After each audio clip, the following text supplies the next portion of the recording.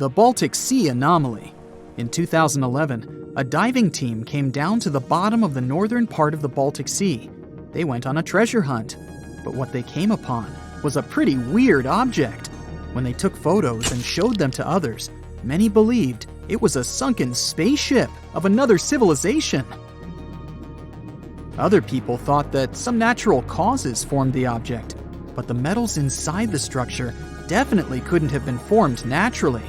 Now, some scientists even believe it was something that appeared way back in the Ice Age. Maybe it was even a meteorite that ended up trapped under ice back then. A maelstrom is a whirlpool, some sort of a powerful rotational current that forms when two currents collide and create a circular vortex. Even fearless Vikings were afraid of maelstroms because those were forces so powerful that they could sink large ships. These whirlpools remain dangerous even today, but luckily, not for big modern ships that are large enough to withstand the power of maelstroms. But a cruise ship that gets into a maelstrom usually faces massive waves that can rock even big vessels from side to side pretty intensely. A maelstrom can be so strong, it can turn into some sort of an underwater black hole. Yep, black holes are not only present in the cold expanse of space, you can find them here on our home planet too, swirling in the oceans. They're similar to those in space, since they're compacted so tightly that nothing they trap can escape. Underwater black holes often span up to 93 miles in diameter. And if you got into one of those, you probably wouldn't even know it. These black holes act like vortices, but because of their size, even professionals can hardly see their boundaries.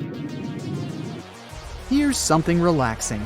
Next time you go to the beach, pay attention, and maybe you'll see an optical phenomenon called the green flash. You can see it shortly after sunset or right before sunrise.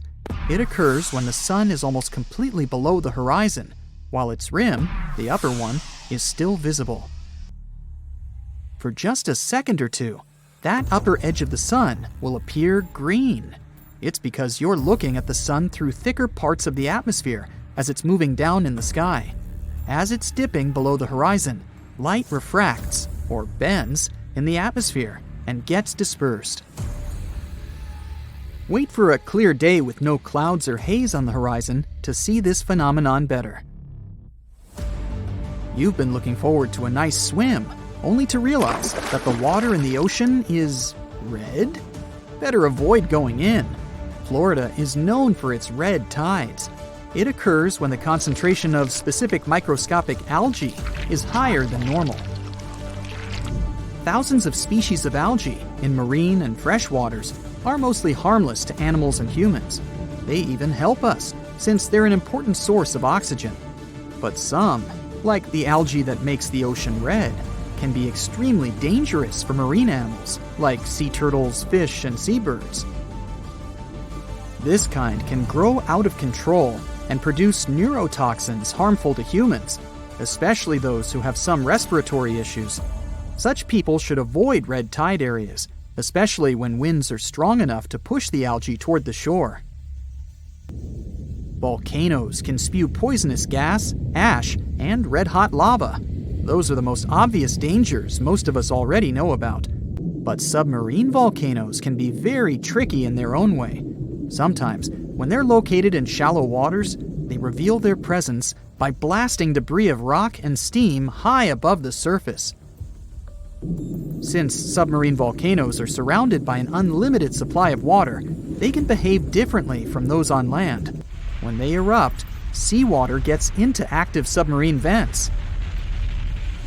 Lava can be spreading across a shallow sea floor, or sometimes even flowing into the sea from land volcanoes. When in water, it may cool down so quickly that it shatters into rubble and sand. So, there are large amounts of volcanic debris left there. You know those popular black sand beaches in Hawaii? That's how they formed. Hot lava and powerful eruptions certainly don't sound safe, but submarine volcanoes in deeper waters are equally dangerous. Even though they're not necessarily erupting, they produce pockets of bubbles. These bubbles reduce the density of the surrounding waters, which can even sink ships. The worst thing is that when you look at the surface of the ocean, you can't understand something's wrong. But at the same time, tiny bubbles are there, causing ships to lose buoyancy, and with very little warning. A cross sea is a rare phenomenon, beautiful to observe, but also very dangerous. It's when you see square waves, which are more common in shallow parts of the ocean. That's something you can often see in France or on certain beaches of Tel Aviv, but it can also happen in many coastal areas across the world. A cross sea occurs when two wave patterns travel at oblique angles. They form this checkerboard-like pattern. It mostly happens when two swells meet, or when a swell pushes waves in one direction while a strong wind pushes them in another. These square waves can be dangerous for swimmers and boaters. The waves produced by strong ocean currents can be pretty unpredictable and tall, sometimes up to almost 10 feet. This phenomenon is sometimes called white walls. These waves can be so powerful that they can turn over even big boats. If you fill a clear glass with some ocean water and take a closer look, you'll see it's full of very small particles. Seawater contains dissolved salts, fats, algae, proteins, detergents, and other bits of artificial and organic matter. If you shake that glass, you'll see tiny bubbles forming on its surface. That's how sea foam forms when waves and winds agitate the ocean. When you see thick sea foam, algal blooms might have caused it. When big blooms of algae fall apart in the sea, large amounts of that matter move in the direction of dry land. Most kinds of sea foam aren't dangerous to humans, but when blooms of algae fall apart, it can have a negative impact on both the environment and people. For example, when sea foam bubbles pop, the toxins they contain get released into the air, and they can irritate your eyes or cause some other health issues. You can see a tidal bore in the areas where a river empties into a sea or an ocean. It's a powerful tide that goes against the current and pushes up the river. A tidal bore falls into a category of something called the surge, which is a sudden change in depth.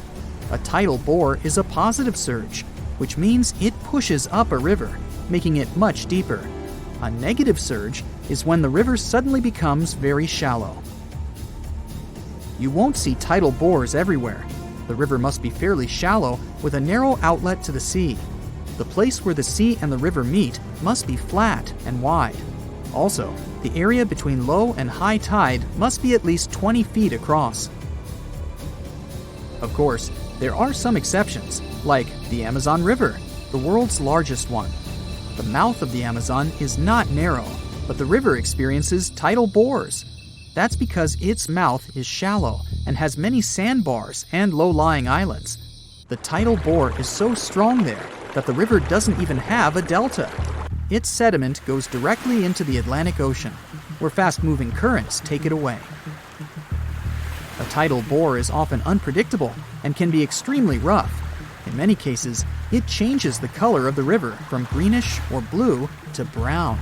It can damage vegetation or even tear trees out of the ground. So, recreation sports like kayaking and river surfing can be hazardous in these areas. Even if you just want to take a look at a tidal bore, be careful. Tidal waves can sweep over lookout points and drag whatever or whoever is there into the churning river.